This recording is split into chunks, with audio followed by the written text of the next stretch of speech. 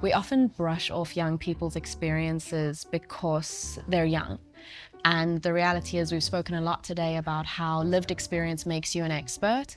I think when we're thinking about young people's mental health in the case of schools, it's usually a problem of access.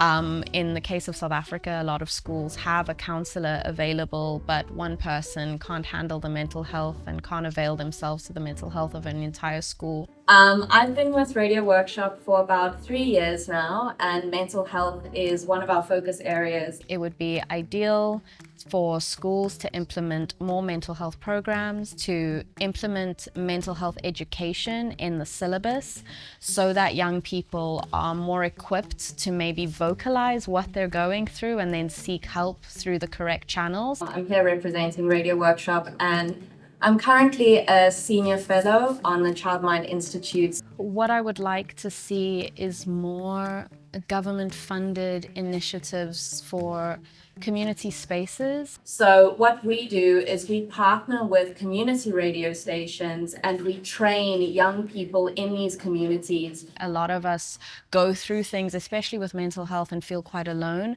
But if we have spaces where people are talking and people are invited to be vulnerable and share their experiences, that can really help. We come in to teach on the journalism skills, but we're not mental health professionals. So then we collaborate with organizations in the community to handle that part of the training. And then young people on air will talk about mental health in a way that breaks intergenerational divides. Being here and listening to the various panels has been like an incredible confirmation that there are people working towards solutions and there are communities that are already doing things that are helping and having a positive impact. What is mental health?